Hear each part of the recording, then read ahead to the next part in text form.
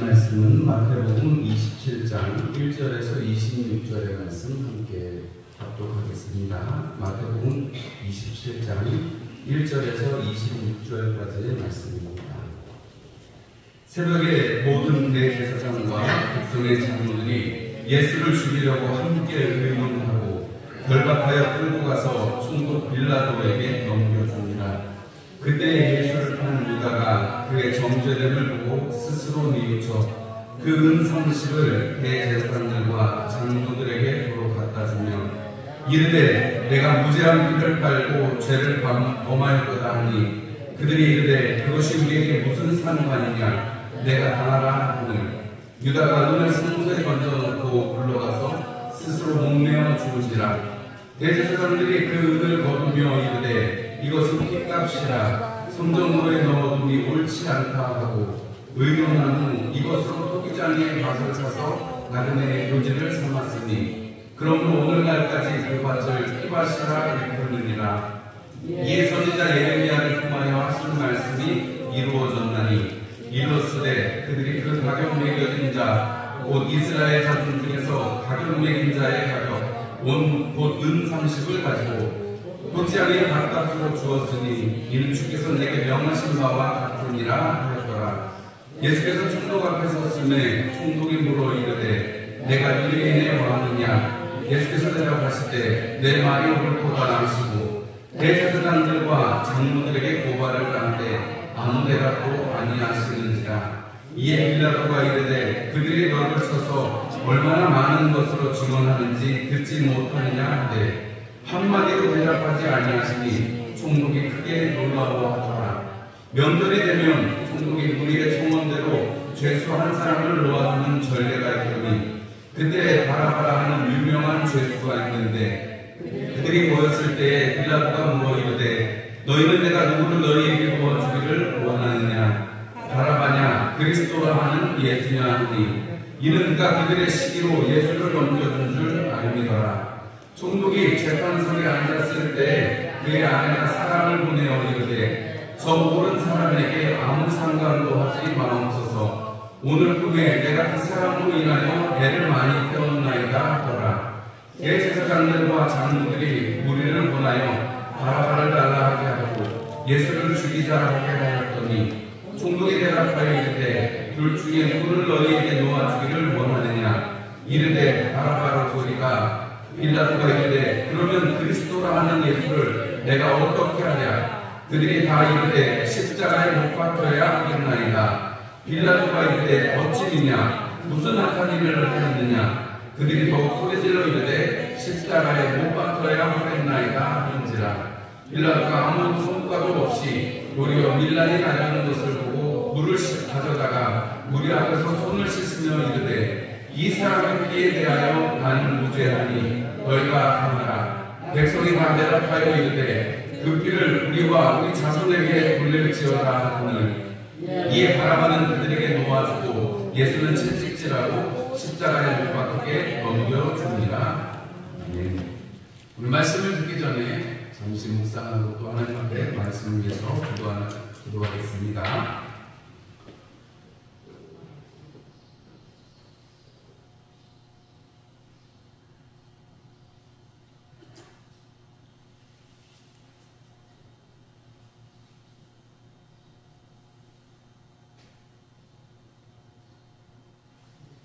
아멘. 우리 옆에 있는 분들하고 인사 나누시겠습니다. 예배에 잘 오셨습니다.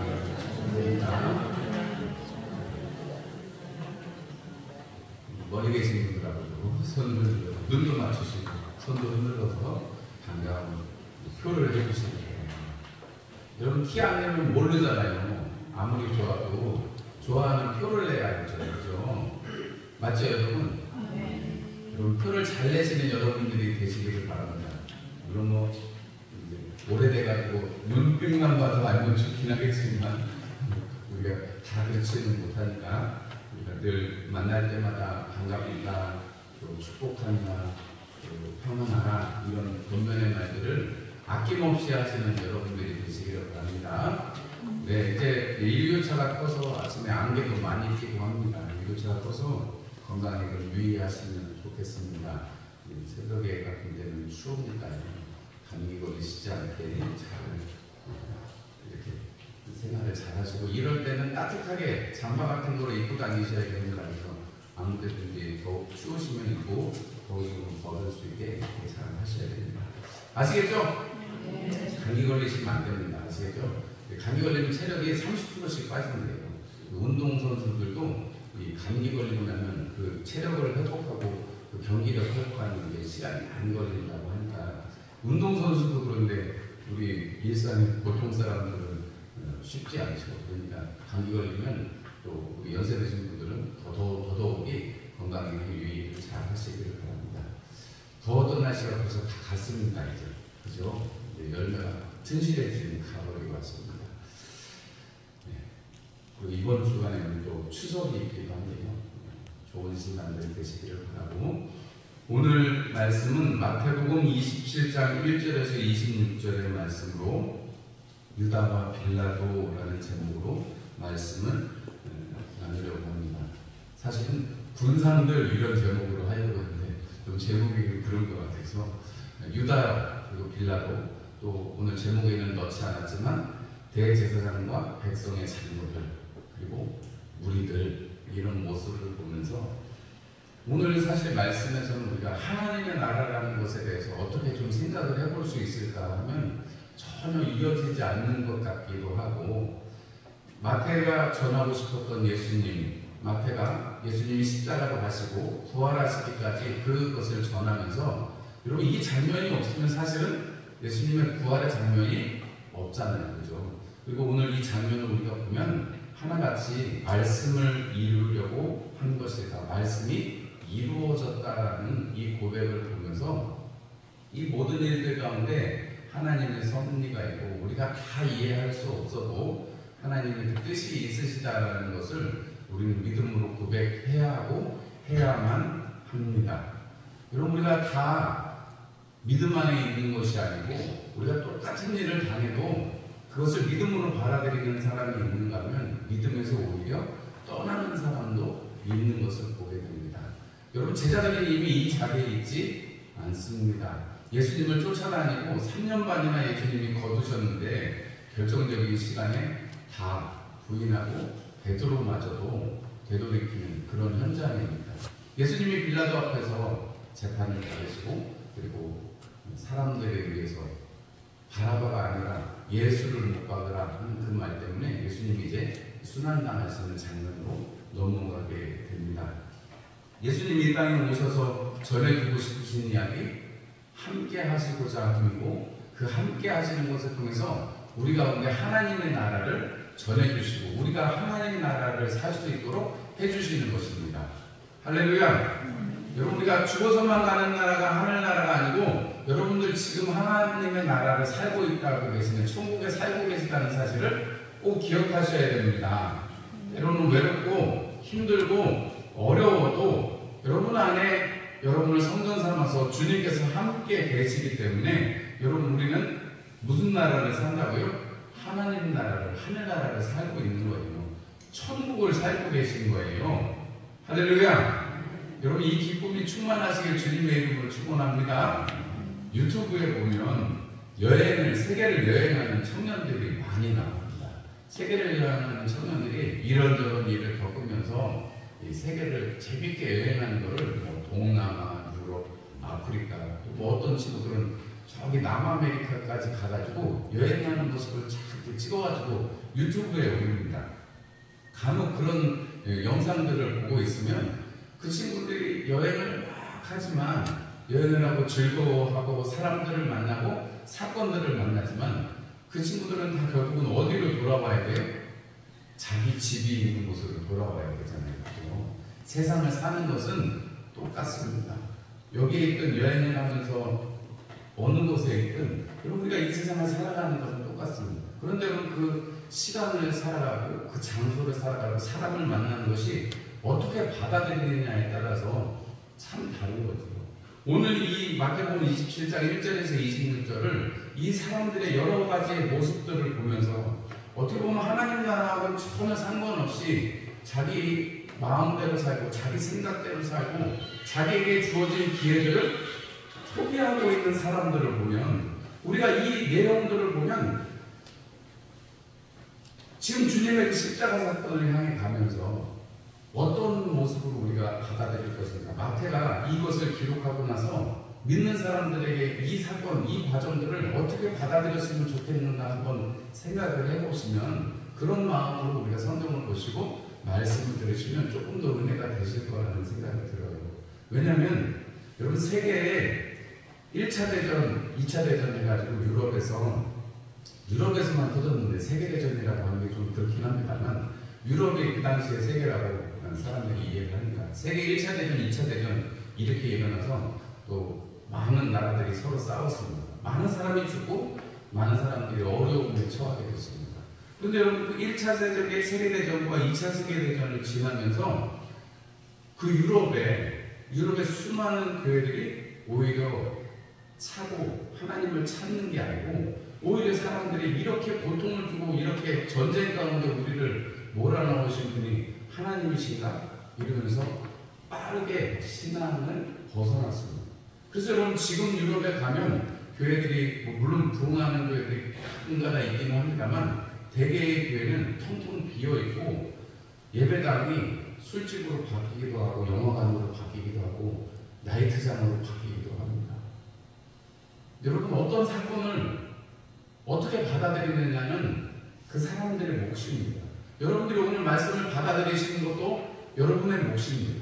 저로서는 이렇게 서서 여러분들에게 말씀을 전하지만, 여러분들에게 이 시간에 여러분들이 받아들이는 것에 따라서 하나님의 나라는 확장되고, 내가 그 말씀을 붙들릴 수도 있고 그냥 내가 말씀하고 상관없이 살 수도 있다는 것입니다.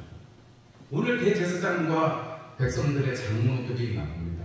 여러분, 이 사람들은 처음부터 예수님을 어떻게 하려고 했어요? 예수님을 죽이려고 처음부터 모의했습니다. 예수님을 혼내보자. 예수님이 저렇게 성전에서 누구 권위로 가르치냐 그랬는데 예수님이 막 엉뚱한 얘기하시고 자기들을 공박을 하니까, 사람들 많은 데서 창피를 주니까 여러분, 자기들의 권위가 무너지고 백성들이 예수의 가르침이 새롭고 권위 있다고 생각하니까 자기들이 점점 더 쓰러지는 것 같으니까 예수님을 어떻게 하려고 해요? 시기하고 질투해서 죽이려고 합니다. 왜냐하면 빌라도도 그들이 시기로 예수를 넘겨준 것을 알았다라고 했습니다. 오늘 우리 말씀 18절의 말씀을 보면 그들이 시기하고 질투하는 마음 때문에 예수님을 넘겨줬다는 거예요. 예수님을 죽이려고 했다는 거예요. 여러분, 대제사장, 서기관들, 장로들, 이 사람들은 하나님 앞에 가깝고 열심을 품는 사람들입니다. 그럼에도 불구하고 여러분, 사람을 죽이는 것은 무슨 죄에 해당해요?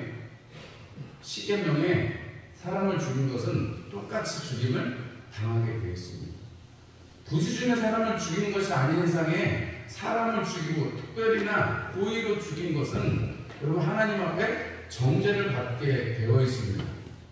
그 보수하는 자, 그 가족이나 관련된 사람이 죽여도 아무런 해가 없는 그러한 것이 바로 살인죄입니다. 십계명에도 사람을 살인하는 것에 대해서 이야기하고 있습니다. 그런데 이 대제사장, 하나님을 섬기는 그의 대제사장, 그리고 백성의 장로들, 공회를 이루고 있는 이 장로들이 누구보다도 열심히 있고 누구보다도 하나님을 섬기는데 돈을 보이고 앞에 서 있는 사람들이, 보수를 치렁치렁하면서 앞에 달리는 사람들이 예수님을 못 받고 있는 것입니다. 여러분, 이 사람들은 스스로도 자기들이 뭘 하고 있는지를 모르기도 하지만 한편으로는 잘 알고 있습니다.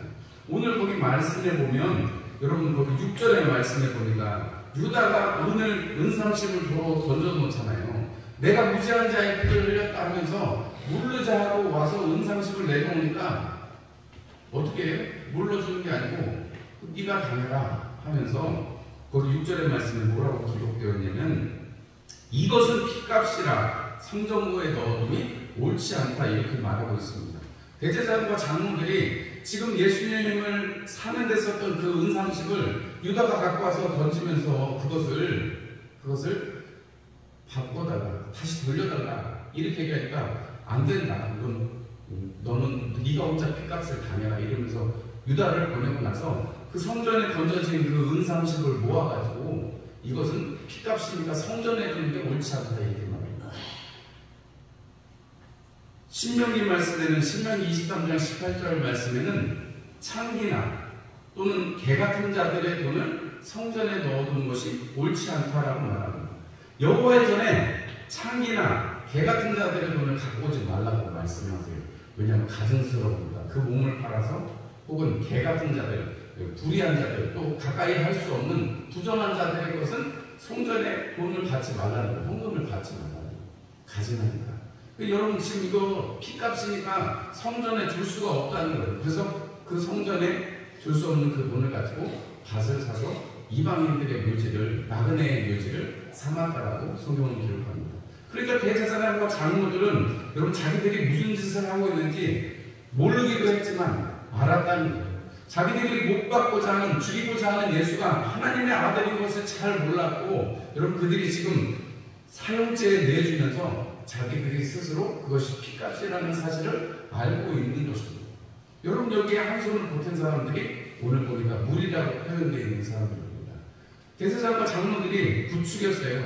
바라바가 아니라 예수를 달라고 했습니다. 사람들은 얼마 전에 예수님이 예루살렘 성에 들어오실 때 뭐라고 말했어요? 호산나, 호산나. 다윗의 자손이 우리를 구원하소서 하면서 예수님 앞에 겉옷을 내어서 따르면서 종려나무 가지를 흔들면서 다윗의 자손 예수여 우리를 구원하시옵소서 하고 소리 질렀던 사람들이 무리들입니다.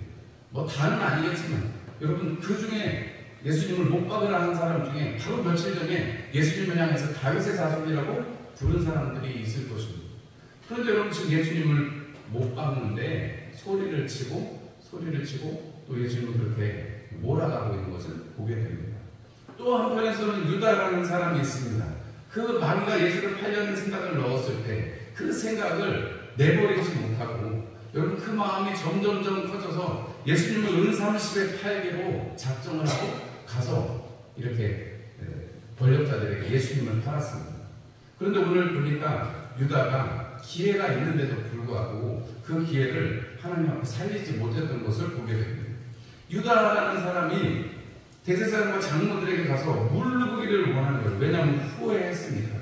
여러분 거기 보니까 이렇게 표현합니다. 3절의 말씀에 그의 정죄됨을 보고 스스로 뉘우쳐 그 은상식을 도로 갖다 주었다. 무지한 피를 흘리게 되겠구나 라는 거죠. 그런데 여러분 오늘 여기 이 유다는 뉘우치기만 했지 회개하지는 않았습니다. 원어가 조금 다르거든요. 단어가 좀 다릅니다. 유다는 회개하는 것이 아닙니다. 회개는 가던 길을 돌이켜서 하나님 앞에 완전히 돌이켜서 죄를 다시는 짓지 않겠다는 결단이라면 여러분 유다는 그냥 후회만 한 거예요. 마음에 그냥 아쉽고 내가 그 일을 안 했어야 되는데 그 정도 수준이라는 거예요. 유다는 자기에게 주어진 기회가 있는데도 불구하고 그 은상식을 가지고 예수를 판 것 때문에 가서 목매달아서 자살을 하게 됩니다. 여러분 자기에게 주어진 기회가 있습니다.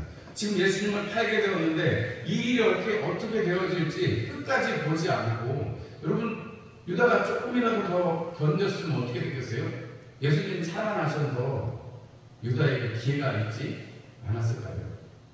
여러분 베드로는 예수님을 3번이나 부인하고 그 눈이 맞아가지고 예수님 앞에 울면서 도망을 갔는데 그리고 예수님의 그 빈 무덤을 보고도 나는 이제 갈릴리로 가서 하던 일이나 해야 되겠다 했는데 주님이 친히 쫓아오셔가지고 먼저 오셔가지고 갈릴리에서 그를 회복시키시는 모습을 보면 여러분 유다에게도 그가 만약에 목매달지 않았더라면 여러분 그가 정말로 그 마음속에 그 후회하는 마음으로 그렇게 가지 않았더라면 또 다른 기회가 있었을지도 모르겠습니다. 역사에 만약이라는 것은 없습니다.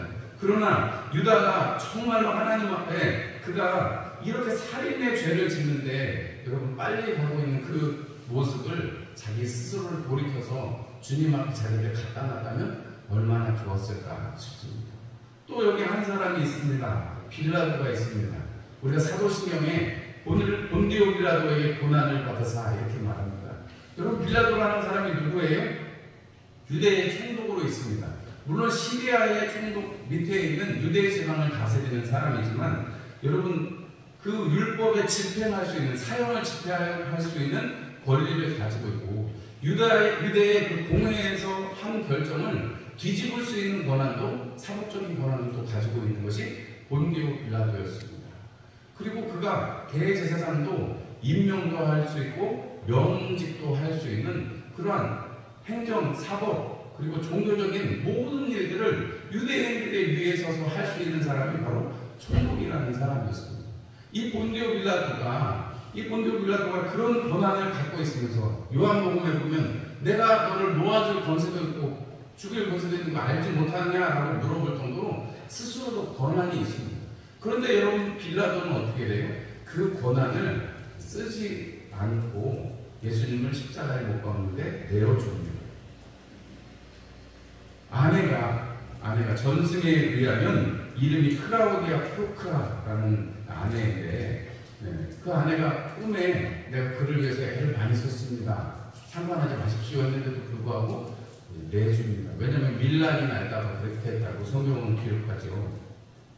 이 빌라도라는 사람이 우리 사도신경의 고백에 의하면 빌라도에게 고난을 받은 사람인데, 여러분 오해하지 말으셔야 될 것은 빌라도가 죽였다 이 뜻이 아니고 빌라도의 통치 아래에서 예수님께서 십자가에 못 박히셨다라는 뜻이고, 그것이 역사적인 사실이요 확실한 사실이라는 것을 이야기하는 거지, 본디오 빌라도가 예수님을 못 박았다, 물론 그가 명령은 내렸지만 여러분, 예수님 판 사람이 유다가 더 잘못됐죠. 예수님에게 살인죄를 정한 대제사장과 여러분 장로들이 잘못됐지요.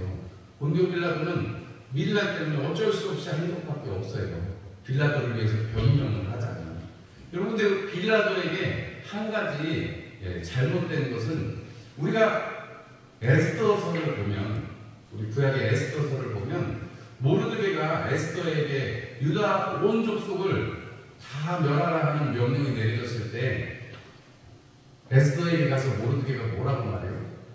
이때를 위함이 아닐지 어떻게 알겠느냐. 너는 궁 안에 있으니까 살 거라고 생각하지 말아요. 너도 유대인인데 모든 유대인이 죽는다면 네가 지금 이때에 왕 앞에 나가서 네가 이 백성을 구원하지 않으면 너는 어떻게 될 것이냐. 이때를 위한 것이 너다라고 말하고, 그러니까 에스더가 뭐라고 해요? 가장 유명한 에스더의 말씀, 죽으면 죽으리라 하는 말씀을 가지고 자기가 3일 동안 금식하고 왕을 초청해가지고, 하만을 초청해가지고 두 번, 세 번 이렇게 하면서 유대인들을 구출해내는 장면이 에스더의 기록이 되어 있습니다. 여러분, 이 에스더라는 한 여인이 그 때를 위해서 자기가 가진 지위와 자기가 가진 것들을 사용해서 백성을 구원했습니다. 여러분, 빌라도가 로마인이지만, 로마의 전쟁을 통해서 로마인이 된 사람이지만, 그가 가지고 있는 총독의 권한을 사용해서 예수님을 살릴 수도 있었는데, 여러분, 밀란이 날까 두려워서, 요한복음에 보면 사람들이 이 빌라도가 예수님하고 대화를 해보거든요.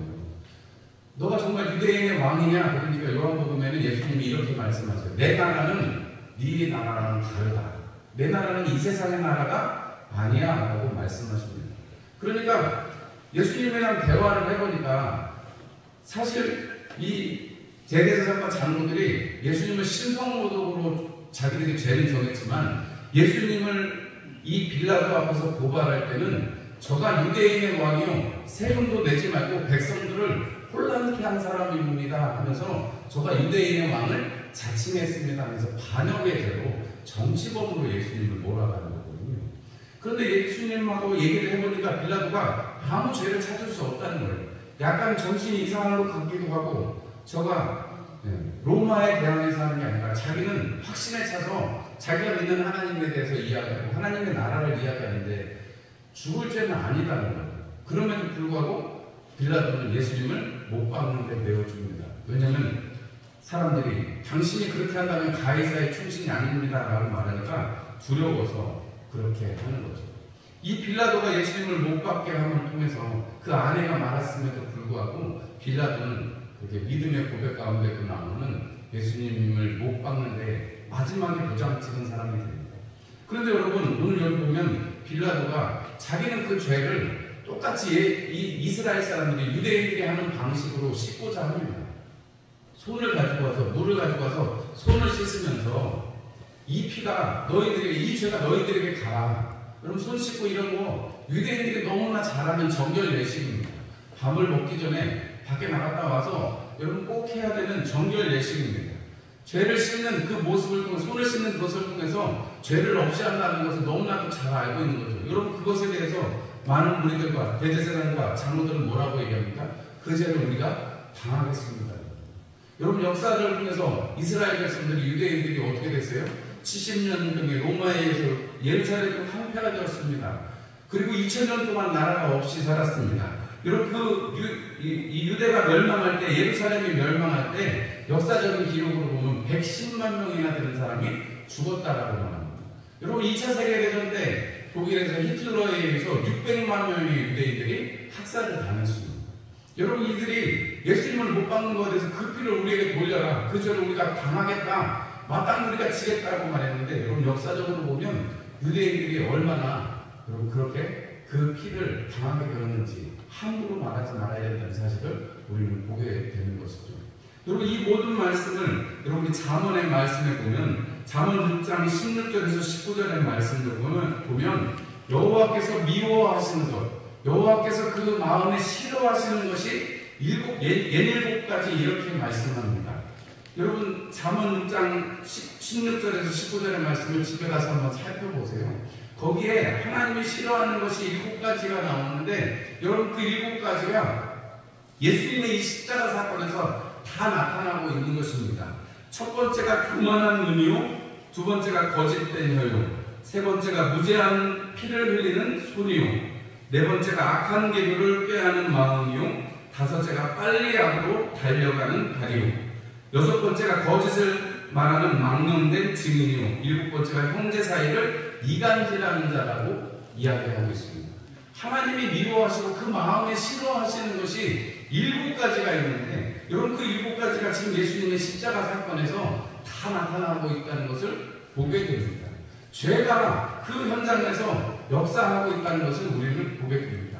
여러분 그 모습 속에서, 이 모든 군상들의 모습 속에서 여러분 우리는 믿음의 모습을 하나도 발견할 수가 없습니다. 오히려 그 믿음에서 떠나서, 말씀에서 떠나서 속히 악한 곳으로 달려가는 빠른 발걸음을 보게 되는 것이죠.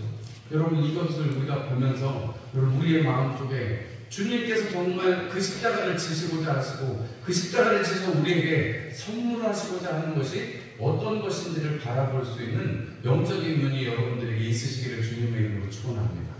이 고난과 이 어려움이 예수님이 정말로 겟세마네 동산에서 이 자리에게서 지나가기를 원합니다 하셨던 그 기도의 중심이, 여러분 그 고난이 사실은 주님께서 이 땅 가운데 죽음을 이기실 수 있는 유일한 방법이고, 피로 유일하게 씻을 수 있는 것이 바로 죄의 결과라는 사실을 생각하면, 우리에게 주님께서 이 일들을 허락하신 것을 우리는 참으로 감사하고 찬송하지 않을 수 없고, 그 은혜를 찾아서 감사하지 않을 수가 없는 것입니다. 여러분 오늘 이 예수님의 이 마지막 판결과 빌라도 앞에서의 판결과 그 이제 고난받으시, 십자가 지시기까지 고난받으시는 그 모습을 통해서 우리가 주목해 보아야 할 것이 있습니다.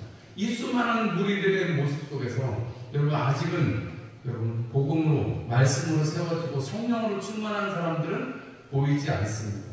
예수님의 이 십자가 사건에서 제자들은 보이지 않아요. 그러나 여러분 우리가 이 사건이 있고 난 다음에 예수님께서 부활하셔서 40일 동안 제자들과 함께 하시고, 그리고 제자들에게 그 보는 데서 500의 형제가 보는 데서 하늘로 올리시고 나서 너희들이 기도해라. 성령이 임하시면 너희가 권능을 받고 예루살렘과 온 유대와 사마리아 땅끝까지 내 증인이 되리라. 우리 마태복음 28장에 있는 내가 너희와 함께 하겠다. 하늘과 땅의 모든 권세를 내게 주시면 가서 제자 삼으라. 내가 너희와 함께 하리라는 그 말씀을 주시는데, 여러분 그 말씀이 이루어졌을 때 여러분 복음이 선포되는 현장에, 고난의 현장에 이제 여러분 주님의 사람들은 어디에나 있는 것을 보게 됩니다. 고난의 현장에 지금 있지 않습니다. 그러나 성령께서 함께 하시고 나서 감당할 수 있는 사람들이 되고, 세상은 감당할 수 없는 사람들이 되는 것입니다. 여러분 이렇게 예수님을 못 박는 데 쓰임받는 대제사장과 장로들, 그리고 예수님을 팔았던 유다, 그리고 예수님에게 최종의 판결을 내렸던 빌라도를 보면서 그리고 소리치면서 예수님을 못 박으라고 외쳤던 무리들을 보면서 여러분, 우리가 이러한 모습으로, 비겁한 모습으로, 시기하거나 질투하는 모습으로 서 있을 것이 아니라 하나님의 뜻을 발견하고 성령 충만하여서 주님의 일을 도모할 수 있는 남은 인생이 되게 해주십시오. 이렇게 기도하실 수 있는 우리 합성계 모든 성도님들이 되시기를 주님의 이름으로 축원합니다. 가을이어서 열매가 맺어집니다. 여러분, 열매를 맺기 위해서는 어떻게 해요? 씨를 뿌리고, 여러분, 봄에 밭을 만들고 흙을 만들고 씨도 뿌리고 남으면은 둘러가지고 퇴비도 한 가지씩 넣고. 저는 원치 않았지만 집사람이 여기 오자마자 사과나무 두 그루를 사가지고, 저 마당에 사과나무가 두 그루 있잖아요. 저거 우리 장로님, 김한환 장로님이 얘기해 주는데, 봄에 퇴비를 가을에도 넣고 봄에도 넣고 한 포대씩, 하나당 두 포대, 세 포대씩 파가지고 넣어주시더라고요. 제가 이제 올해부터는 제가 했습니다만은 뭐 집대기도 좀 구해다 놓고 그렇게 하고 뭐 밭은 뭐 이렇게 퇴비를 쫙 하고 뭐 비료도 뿌리고 해가지고 유튜브에서 또 열심히 배워가지고 밭에 읽어가지고 씨를 뿌렸습니다. 잘 먹었습니다. 여름에 여러분 상추가 맛있습니다. 다 같이 먹으셨잖아요. 근데 여러분, 우리가 뿌리고 이루어가는 게 없으면, 여러분, 읽어가는 게 없으면 열매는 없습니다. 우리 이미 열매를 읽어서 이제 풀떼기만 가득한 그 밭을 보면, 여러분, 이제 내년에 또 일구든지 뭐 팔든지 우리가 결정을 했습니다만, 우리 인생에 있어서 여러분, 이렇게 무리들처럼 이런 군사들의 모습으로 살아가면 우리에게 아무런 것도 남지 않습니다. 여러분, 우리가 이 추석을 맞이하고 또 우리 사랑하는 자녀들을 맞이하시면서 여러분, 우리 인생에 남은 기회, 우리 인생의 시간들을 하나님과 관련 있고 하나님의 나라를 이루기 위해서 살아갈 것인지, 주님과 함께 공연할 것인지, 아니면 우리의 그냥 남은 날들을 그냥 이렇게 군상의 모습으로 살아갈 것인지, 제자의 모습일 것인지, 무리의 모습일 것인지, 여러분, 선택은 우리 각자에게 있는 몫입니다. 여러분들이 아무쪼록 이 열매 맺는 계절에, 기쁨을 함께 누리는 이 명절에 여러분, 무리로 계시지 말고 제자로 주님 앞에 부름받고 주님과 함께 충성하는 복된 사람들이 되시길 주님의 이름으로 축원합니다. 함께 찬송 드리겠습니다. 찬송 315장